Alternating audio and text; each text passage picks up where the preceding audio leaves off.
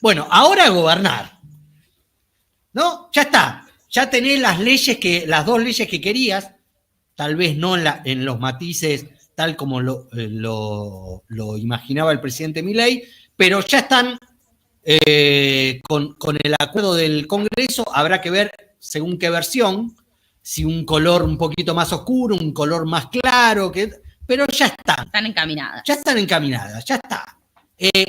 Bueno, ahora no tenés que gobernar, ya no está, bueno, la casta me pone palos. ¿Qué estás viendo respecto a ese momento, a este momento donde, bueno, ya está, empezar a gobernar? Miren, lo que me parece que vimos en las últimas semanas es esa necesaria disociación que tenía que tener la administración. Por un lado, la narrativa es la casta, unifico, son todos iguales, son todos lo mismo, son los que nos trajeron hasta acá, etcétera, y es muy redituable, ¿no? Vaya si lo ha sido, le ha permitido llegar a la presidencia. Ahora, para comenzar a gobernar, para tener los instrumentos, necesitas aprovechar los pliegues y las diferencias de esa casta. Es decir, la narrativa unifica, la acción, la táctica aprovecha las divisiones, las diferencias. Primero, la gran diferencia entre lo que es Unión por la Patria y lo que se da en llamar la oposición dialoguista o el oficialismo medio paralelo, el nombre que quieras. Ahí tenés una gran diferencia que el gobierno aprovechó para el tema de las leyes. Después, inclusive, las diferencias dentro de Unión por la Patria. Y te diste cuenta que a lo mejor hay gobernadores de Unión por la Patria que si tienen intereses mineros o vinculados al litio, etcétera, y ven la RIGI con mejor perspectiva. O hay otros que están esperando el tema de, aunque no lo digan del todo, el tema de ganancias porque les atrae agua para su molino. Bueno, en esa posibilidad de ver matices es donde no solo está la posibilidad de conseguir leyes, sino también la posibilidad de administrar. Porque en la parte, digamos, más vinculada a lo ideológico, al relato, vos simplificás. Pero lo que vos definís bien en tu introducción, que es ponerte a laburar en el día a día. ¿Lo perdimos? Se me quedó congeladito. Justo en el mejor momento, cuando te pones a laburar en el día a día. Claro. Bueno, sí. Te deja enganchado para el próximo capítulo. Sí, lo vamos a sostener. Sobre todo porque, a ver, no es que en 6 meses no laburaron o no gestionaron.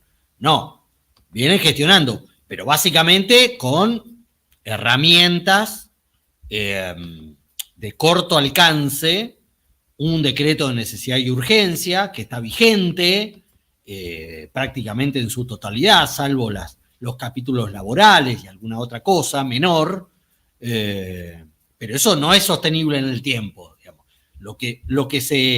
Los instrumentos que se generan a través de un decreto se cancelan a través de otro decreto, con lo cual eso no nos lleva muy lejos y creo que te recuperamos ahí, Gustavo. Sí, y yo te estaba escuchando y de alguna manera casi que el fallo vino bárbaro, el fallo técnico para que vos dijeras lo que iba a decir yo, que en realidad vení gobernando desde el 10 de diciembre. Lo que se supone que pasa ahora es que contás con instrumentos más fidedignos para gobernar. ¿En qué sentido? Que todos estábamos esperando el hecho de decir, che, mirá, no se puede gobernar únicamente con DNU, con decretos, se requiere algún tipo de herramienta de mayor calidad y en una democracia esa herramienta de mayor calidad se llama ley. Y para obtener la ley tenés que negociar. Y para tener que negociar tenés que no querer llevarte todo, ni de un lado ni del otro, y generar este tipo de discusiones, de idas y vueltas. Esto que algunos despectivamente dicen el toma y daca. Las democracias viven del toma y daca. Estamos siempre hablando de lo legal, aunque pueda ser antipático. Aunque pero negocian cargos, recursos, RUT, y sí, es así. Pero bueno, eso se supone que está en función de conseguir una herramienta que, bueno, le dará, sobre todo a los actores económicos y también a los financieros, a los tipos que te están diciendo, che, miren, todos ustedes me deben guita, y estaría interesado en ver cómo van a implementar los mecanismos para devolver, para volver a pedir prestado, para pedir inversiones, para todas esas cosas. Entonces, creo que desde ese punto de vista, bueno, yo digo, para encarar a la casta con seriedad, tenés que perder la castidad. Porque si vos te querés mantener en la virginidad, bueno, mantenés la virginidad de todo, pero también mantenés la virginidad legislativa. Y con virginidad legislativa, bueno, no podés avanzar en el sentido que querés avanzar. El sentido, que es una palabra que yo no uso aleatoriamente, porque yo creo que el gobierno tiene una orientación, un sentido al que, en parte por estas cuestiones legales y en parte por mala praxis de propia gestión, en algunos aspectos no ha podido andar bien. A ver, en economía es donde rápido, porque está el Toto Caputo, tiene experiencia anterior, probablemente haya aprendido de sus errores, de hecho no desarmó el cepo por más anarcocapitalista que diga que es su presidente, porque sabe que se da un bananazo y lo aprendió en la experiencia de Mauricio Macri, ¿no? Que salir del cepo de un día para el otro te puede llevar a bolonquis enorme. Entonces vos decís, bueno, el tipo arrancó, tomó medidas, cortó gastos, que es una parte que tiene su cuestión difícil en el sentido que te genera un montón de protestas, pero a la vez es relativamente fácil porque con solo apretar un botón dejas de enviar guita a provincias, municipios, transporte, etc. No le quito mérito, pero digo que desde el punto de vista de la gestión, eso no te requiere mucha gestión. Lo que requiere gestión es, por ejemplo, distribuir alimentos, tener una política vinculada al orden de la educación, de la cultura o de lo productivo, si la tuviese, que hasta acá no se ve. ¿Por qué? Porque eso requiere que todos los días tenga que recibir empresarios, gente de la cultura, interlocutores. Bueno, todas esas cosas requieren de cuestiones que pueden parecer aburridas, etcétera, pero a las que necesita gente que se tenga que dedicar con mucho profesionalismo para sacarlo adelante. Claro. En ese sentido, ¿vos qué estás viendo a partir de estos 6 meses, ¿no? de Javier Milei? Sé que tal vez es un poco amplio, pero es verdad que los 6 meses también coinciden con esta ley base que está un poquito más cerca de llegar a ser aprobada, también con un nivel de conflictividad social que se va haciendo más alto. Números que el gobierno plantea como muy buenos por la baja de la inflación, pero al mismo tiempo una preocupación por el desempleo alto. Si tuvieses que hacer un balance, ¿qué pones en la mesa, ¿no? Para evaluar estos 6 meses del gobierno de Milei? Bueno, básicamente quizás el ordenador más firme y más claro que tiene el gobierno, que es el tema del gasto público. Es decir, bueno, ahí sí no transige. Digamos, ahí dice no puede, porque en última instancia te diría que es casi el único ancla que tiene, la única ancla que tiene en medio de este vendaval. Claro. ¿No? Entonces vos decís, bueno, ahí no puede aflojar, porque si afloja ahí es como que se llevan puesto todo. Puede aflojar en todas las cosas que negoció de las leyes, etc. Y esa voluntad fiscal firme, yo creo que de alguna manera es no solo un mecanismo para avanzar en el gobierno, sino también un juicio sobre todo lo anterior, que comparte una parte importante de la sociedad, diciendo, che, no podíamos seguir con el Estado al nivel que se venía ejecutando y ejercitando hasta el año pasado. ¿En qué sentido? En el sentido no solo de que el gasto supere al ingreso, sino también a la calidad del Estado. Entonces ahí hubo señales, porque yo te diría, y en ese sentido, que la sociedad argentina tiene algunos elementos que son interesantes, porque no se movilizó por el tema del INADI, del Ministerio de la Mujer o del sistema de radiodifusión, por la educación pública en general y por la universidad, sí. Es verdad. Como diciendo, miren, nosotros somos mucho más selectivos que el gobierno y no decimos todo el Estado es una porquería o hay que destruirlo de adentro. Decimos, separa más la paja del trigo. Claro. Entonces, en ese aspecto creo que hay un nivel que uno podría plantear de madurez en el cual se dice hay que reformatear el Estado, hay que resetearlo, pero no te lleves todo.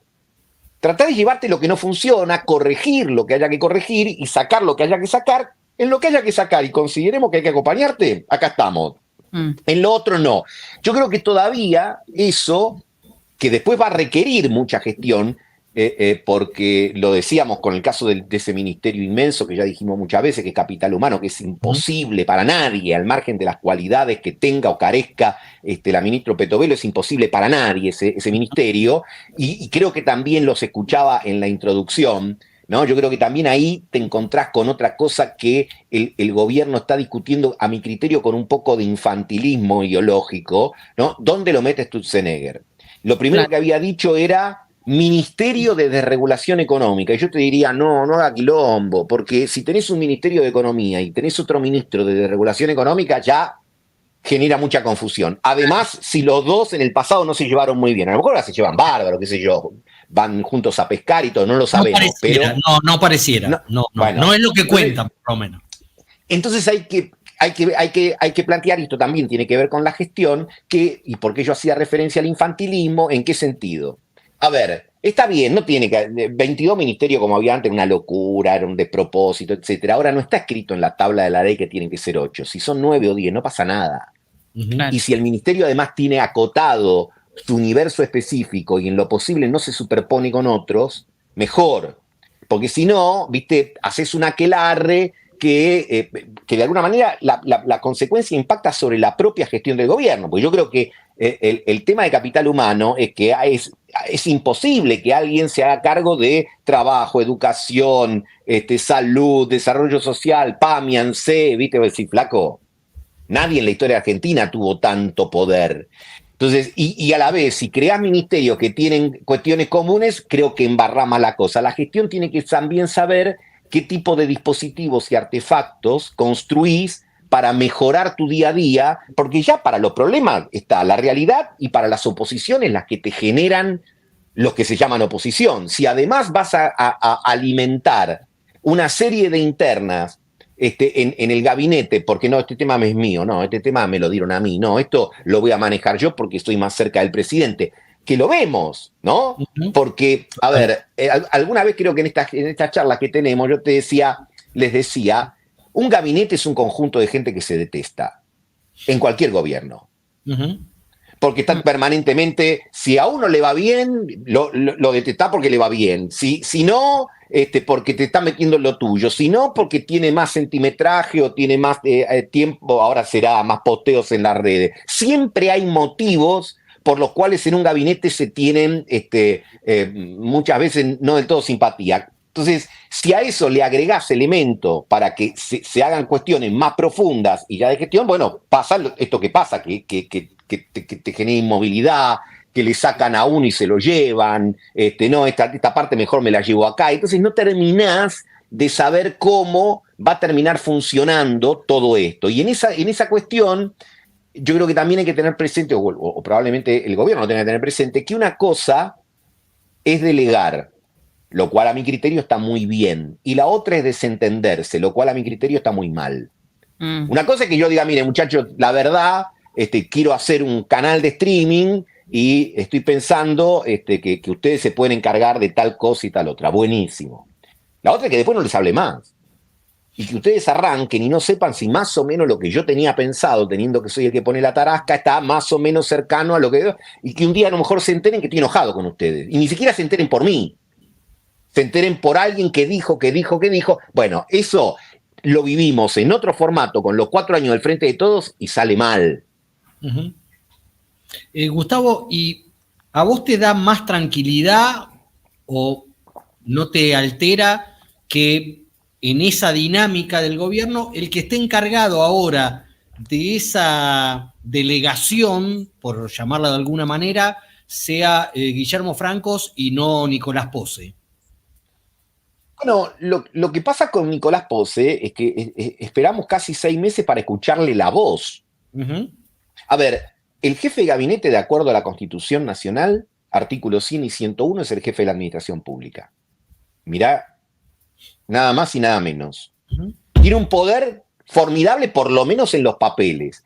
Y Pose a lo mejor es un tipo divino, qué sé yo no sé, pero lo conocimos el día que fue al Senado a responder preguntas y parecía un bot de alguna empresa respondiendo.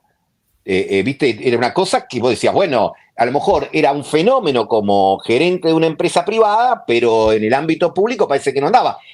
Al margen de las otras cuestiones que extraoficialmente surgían, de que lo habían sacado, no sé, por espionear, etcétera, etcétera. Al margen de todo eso. Entonces, digo, el hecho de hablar con los propios y con otros, bueno, me parece que le da un plus a Guillermo Franco respecto de su antecesor. Ahora, el tema es que esto se trata de equipos, entonces alguien va a tener que ir a negociar, pero una vez que vos negociás, vos decís fenómeno, es bárbaro tener una cara amable, alguien que te escuche, que diga, bueno, llegás a un acuerdo. Después el que hizo un acuerdo te dice, sí, Javi, dale, arranquen, vas a tener, no sé, las 3 computadoras que me pedís, listo, vos querías 10, te doy 3, quedamos ahí, listo.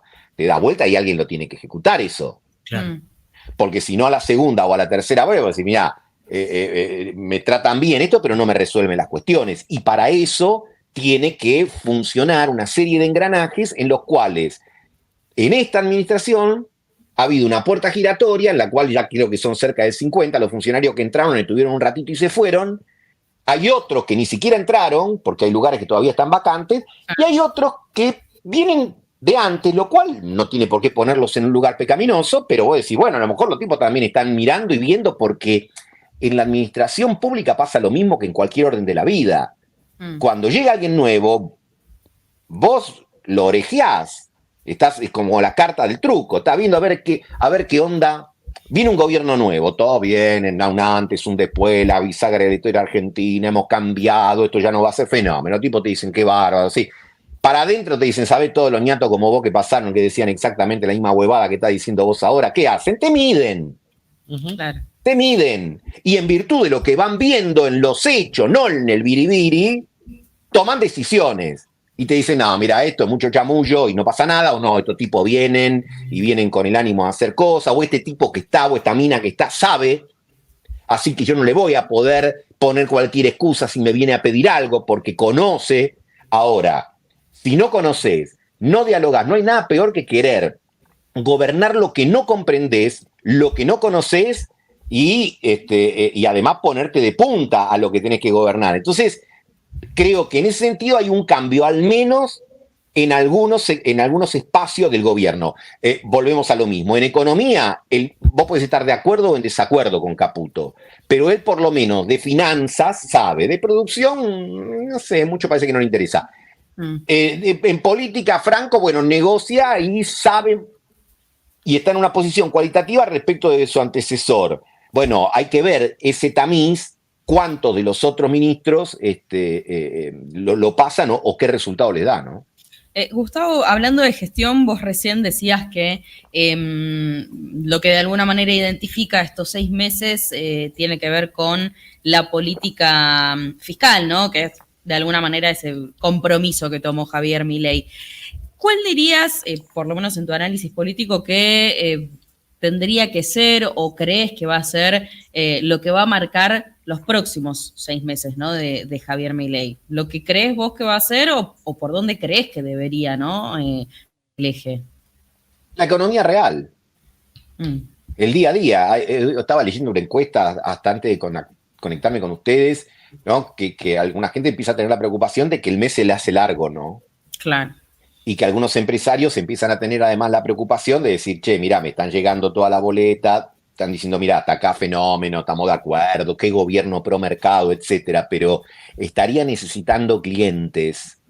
¿Sabés cuándo van a pasar? Porque a lo mejor los tipos no te están diciendo que pasen mañana, pero quieren tener más o menos algún tipo de precisiones respecto a algunas cuestiones. ¿Se la puede dar el gobierno? No lo sé. Pero lo cierto es que en el discurso del gobierno, la economía real viene solamente como la añadidura del ordenamiento fiscal y del ordenamiento de la hoja del balance del central. Yo no sé si la realidad es así. De hecho, este fin de semana, mejor dicho, ayer, trascendió el informe del Fondo Monetario Internacional, donde el propio fondo dice, guarda que esto se puede alargar.